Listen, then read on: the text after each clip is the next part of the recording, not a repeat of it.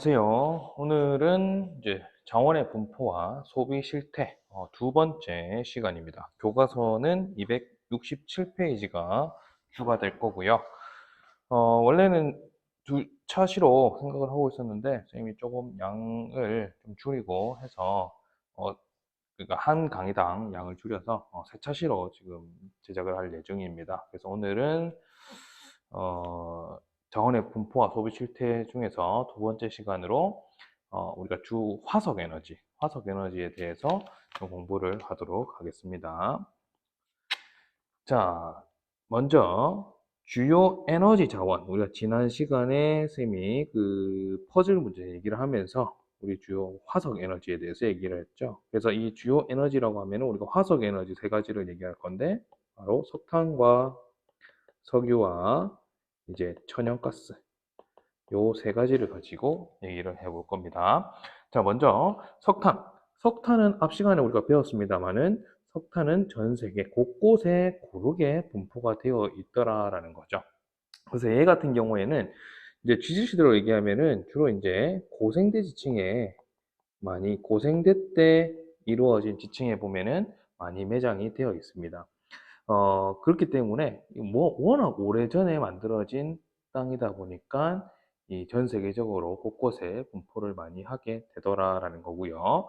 그 다음에 두 번째, 얘는 석유에 비해서는 국제 이동량이 적더라라고 지난 시간에 우리가 살펴봤죠. 왜? 고르게 분포하고 있으니까 당연히 생산지와 소비지가 일치하고 그러니까 이동량은 상대적으로 적을 수 있다라고 지난번에 우리가 공부를 했죠. 그리고 얘는 주로 이제 어디 많이 사용하냐? 주로 이제 공업, 특히 제철공업 같은 경우에는 에너지를 정말 많이 사용해야 되는 거죠. 이게 이 멜팅 녹여야 되고 막 이렇게 그다음에 또 이래 또 강하게 만들어야 되고 이러다 보니까 그렇기 때문에 비싼 연료를 쓰면은 좀 생산 단가가 높아지겠죠. 그렇기 때문에 좀 비교적 저렴한 이 석탄을 많이 사용하고 또 발전도 역시 마찬가지입니다. 발전하는데도 많은 에너지가 들어가야 되는데 그것도 발전 단가가 높아지면 안 되니까 비교적 저렴한 이 석탄을 많이 사용하더라. 그래서 주로 이 공업용 또는 산업용, 발전용 등으로 사용이 되고 있더라. 그리고 산업혁명 시기부터 이제 얘네 뭡니까? 증기 기관의 연료로 이용이 되어서 이제 그때부터 소비량이 급증을 하게 되었다라는 거고, 그리고 연소시 태울 때는 얘도 이제 기본적으로 이 에너지 자원들 전부 다 탄소가 들어가 있죠. 그러니까 연소를 하게 되면 산소를 결합하면서 이산화탄소가 배출이 되고 또 이런 것들은 역시 대기오염 물질에 해당이 되죠. 대기오염 물질 배출량도 많다라는 그런 단점이 있습니다. 자, 그래서 요 오른쪽에 있는 요 그래프 같은 경우에 지난 수업 시간에 우리가 학습지를 통해서 살펴봤던 겁니다. 그죠? 생산량은 중국, 미국, 인도가 많고요. 또 수출도 역시 마찬가지죠. 생산을 많이 하고 남아 있기 때문에 수출할 수 있다라고 얘기했었죠. 그래서 오스트레일리아, 인도네시아, 러시아 이런 나라들이 대표적인 생산지더라. 그리고 수입을 하는 인도, 중국, 일본과 같이 공업이 발전하거나 또는 이제 선진국 같은 경우에 에너지를 많이 사용하기 때문에 수입, 즉 소비의 비중이 많더라라고 얘기를 했었죠. 넘어갑니다. 두 번째, 석유입니다. 석유 같은 경우에는 어디에 매장이 되어 있느냐? 석탄은 주로 이제 고생대 지층에 매장이 되어 있는데 석유 같은 경우에는 이 신생대 지층, 그 중에서 신생대 중에서도 제3기 층에 매장이 되어 있는데 자, 배사 구조라는 표현이 있습니다. 배사 구조는 뭐냐면 자, 신생대 지층이 이렇게 지층이 있고 스콕 작용을 받아서 여러 작용들이 있을 수 있죠, 지구상에서. 그죠? 그러면서 이 지층이 이렇게 형성이 되었다라고 했었을 때 이렇게 볼록 튀어나와 있는 부분 여기를 이제 우리가 배사 구조라고 얘기를 합니다. 여기 쏙 들어가 있는 부분은 향사라고 얘기를 합니다. 자, 근데 석유는 어디에 매장되어 있다? 이 배사 구조에 매장이 되어 있더라라는 거야. 그렇기 때문에 우리가 석유를 채굴하고자 할 때 향사 구조에 여기 꽂으면 석유를 채굴할 수가 있습니까? 안 되겠죠. 여기 배사 구조에 꽂아야 석유를 우리가 얻을 수가 있더라라는 거죠. 자, 그래서 보니까 석유는 이 서남아시아 지역에 특히 페르시아만을 중심으로 해서 서남아시아 지역, 중동 지역이죠. 세계 석유의 약 50%가 매장이 되어 있다. 진짜 정말 많이 치우쳐서 존재를 하고 있죠. 그죠? 그래서 세계에서 소비량은 많은데 지역적 편제성이 너무 커서 국제 이동량은 많을 수밖에 없다라는 거고 얘는 주로 이제 수송용, 수송용이라고 하면은 우리 대표적인 게 자동차 되겠죠. 자동차, 배, 비행기 뭐 이런 것들이 됩니다. 그죠? 거기에 쓴다거나 아니면 이제 석유화학이 이 석유가 원료가 돼야 되겠죠. 이 석유화학 공업의 원료로 이용이 되고 있더라라는 겁니다. 그리고 얘 같은 경우에는 이제 19세기에 내연기관 우리가 이제 엔진이죠, 이제 그죠? 이 내연기관이 발명이 되면서 그리고 자동차가 보급이 되면서 석유의 수요는 급증을 하게 되고 또 얘는 어디에 많더라? 서남아시아 지역에 많이 매장되어 있어서 역시 수출량도 서남아시아 지역이 높습니다. 그런데 이 지역에 정세가 불안해지면 가격 변동에 미치는 영향이 크다라고 하는데 지금 최근에 지금 뭡니까? 러시아가 지금 문제가 되고 있죠. 왜? 오른쪽에 표 보세요. 이것도 역시 학습지에서 살펴봤습니다. 생산을 많이 하고 수출을 많이 하는 나라에 러시아가 지금 들어가 있습니다. 그죠? 근데 이 러시아가 전쟁을 지금 치르고 있다 보니까 아무래도 이 원유 가격에 문제가 생길 수 있다라는 거죠. 그죠? 자, 그래서 이 생산 많이 하는 나라 사우디, 미국, 러시아, 그다음에 아랍에미리트까지 우리가 볼 수 있고 지난 시간에 봤던 겁니다. 그다음에 수입을 많이 하는 즉 소비가 많다는 거죠. 미국, 중국, 인도 같은 경우에는 소비가 많은 나라더라라는 겁니다. 자, 그다음에 넘어갑니다. 자, 이제 세 번째, 천연가스입니다. 천연가스는 자, 신생대 제3기층 배사 구조에 매장이 되어 있더라. 보니까 이거 뭡니까? 앞에 석유가 매장되어 있는 곳이죠. 그죠? 이 석유와 천연가스는 비슷한, 같은 곳에 매장이 되어 있는 경우가 많더라라는 거고요. 얘는 주로 어디에 사용되느냐? 가정용으로 많이 사용되더라. 그래서 우리가 지금, 물론 이 가정용의 도시가스 우리가 지금 들어오고 있습니다. 그죠? 이 도시가스가 들어오는데, 대표적으로 도시가스는 우리는 LNG를 기본적으로 쓰고 있습니다. 그런데 일부 주택에서는 또 LPG를 쓰고 있죠. 근데 이 LPG 같은 경우에는 석유에서 이제 원유에서 채굴을 하는 거고, 그죠? 근데 이 LNG 같은 경우에는 이제 천연가스가 되겠죠. 근데 우리나라의 파이프로 지금 아파트나 우리 대도시 이런 대구와 같은 대도시에 들어와 있는 도시가스들은 전부 다 천연가스로 사용이 되고 있더라. 그리고 또 최근에는 또 이게 뭡니까? 그 가스를 우리가 이제 물론 이 LPG입니다만은 이 LPG 가스가 자동차에도 많이 쓰이고 있죠. 그죠? 그다음 이 냉동 액화 기술. 그죠? 이 가스는 기체잖아. 그죠? 이 기체를 뭡니까? 액체화 시키는 거죠. 그죠? 이 냉동 액화 기술이 발달이 되면서 운반과 사용이 편리해졌다. 기체를 보내는 건 어렵지만 액체는 무엇을 통해서 가스관을 통해서 쉽게 보낼 수 있다는 거죠. 그죠? 그래서 편리해지면서 소비량은 빠르게 급증하고 있다는 거고, 또 석탄과 석유에 비해서는 상대적으로 대기오염 물질의 배출량은 적습니다.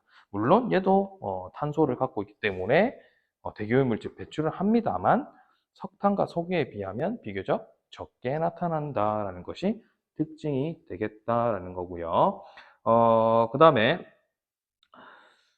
러시아에서 유럽으로는 주로 파이프라인, 가스관이죠. 파이프라인을 통해서 주로 이제 배송이 되고 수송이 되고 동남아시아가 아니고요. 동남아시아입니다. 오타가 있습니다. 동남아시아 같은 경우에는 동남아시아에서 동아시아, 우리 한중일 되겠죠. 쪽으로 보낼 때는 이 수송선, 그죠? 수송선, 배입니다, 배. 선박을 이용해서 배달을 하고 있더라라는 겁니다. 그래서 이 우리 교과서에 보게 되면은 아까 전에 선생님 여기 얘기하던 것 중에서 교과서에 보게 되면은 산업용으로도 많이 사용된다라고 했는데 산업용으로도 이용이 되지만은 상대적으로 가정용으로도 많이 활용이 되고 있다라는 겁니다. 자, 그리고 요거는 오른쪽에 있는 그래프는 지난번에 살펴보지는 않았습니다만 역시 가스 생산을 많이 하는 데가 바로 미국, 러시아, 이제 이란 이런 나라들이 있고요. 또 러시아, 카타르, 노르웨이 이런 나라들도 가스를 수출을 많이 합니다. 그래서 지금 이번에 지금 러시아 같은 경우에 지금 다 석유, 가스 이런 것들 때문에 지금 유럽이 지금 난리가 나고 전 세계가 지금 난리 나고 있습니다. 그죠? 그다음에 수입이 많다라는 건 일본, 독일, 이탈리아와 같은 이런 나라들에서 수입이 많다. 그래서 지금 독일도 뭐 뉴스 같은 데 보게 되면 왜 이 EU의 지금 수장이 지금 독일이죠.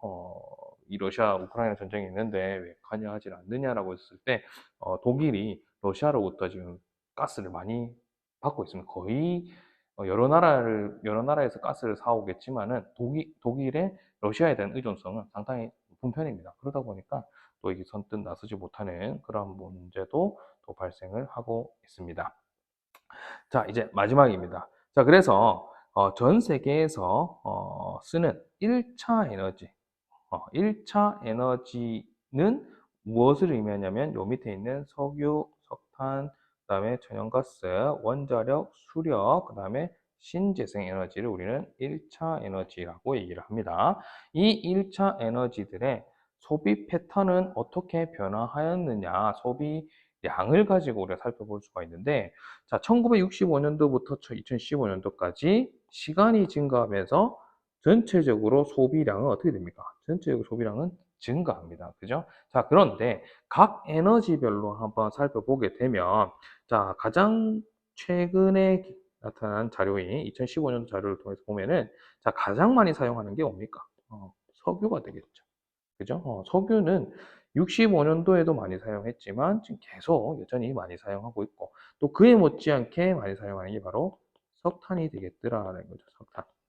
석탄은 또 저렴하고 하기 때문에, 그죠? 그리고 이 세 번째로 많이 쓰는 게 지금 천연가스입니다. 근데 천연가스 같은 경우에는 과거에 석탄이나 석유에 비하면 좀 적게 사용했지만, 이 늘어나는 폭들이, 그죠? 상당히 급증하고 있다는 것을 확인할 수가 있죠. 그죠? 그 다음에 네 번째로 많이 쓰는 게 이 수력이죠. 수력. 그죠? 수력. 그 다음에 다섯 번째로 많이 쓰는 게 원자력입니다. 원자력 같은 경우에는 이게 특별한 기술이 있어야 되는 거죠. 그죠? 특별한 기술이 있어야 되기 때문에 아무나 사용하기 좀 어려운 거죠. 왜냐하면 이게 터지면 안 되니까. 그죠? 그렇기 때문에 어, 대부분의 이 기술력이 좋은 나라에들 사용하다 보니까, 반면에 또 수력 같은 경우에는 또 쉽게 구할 수 있는 그 자원입니다. 그죠? 전 세계에서. 그러다 보니까 상대적으로 수력이 조금 더 많은 비중을 차지하고 있고, 신재생 에너지 같은 경우에는 뭐 적은 비중을 차지하고 있더라라는 겁니다. 그래서 석유를 제일 많이 사용하고, 석탄, 세 번째가 천연가스, 네 번째가 수력, 다섯 번째가 원자력, 여섯 번째가 신재생 에너지 순으로 소비가 나타나고 있구나라는 것을 그래프를 통해서 파악할 수 있다라는 겁니다. 자, 이렇게 해서 우리 이번에 자원의 분포와 소비 실태 중에서 두 번째 시간, 주로 우리 화석 에너지에 대한 특징에 대해서 공부를 했습니다. 자, 그러면은 요거, 그죠? subscribe 반드시 구독해 주고요. 또 좋아요도 한 번씩 눌러주시고, 그리고 알림 설정까지 해서 선생님 문자 보내는데 안 보는 친구들이 좀 너무 많은 것 같아요. 그래서 선생님이 지금 다양한 수업 방법으로 지금 해보려고 뭐 이 방법도 좀 바꿔보고 이러는데, 어쨌든 여러분들이 좀 듣고 왔으면 좋겠습니다. 자, 그러면 학교에서 재밌는 수업 하도록 하고, 오늘 수업은 여기서 마치도록 하겠습니다. 수고하셨습니다.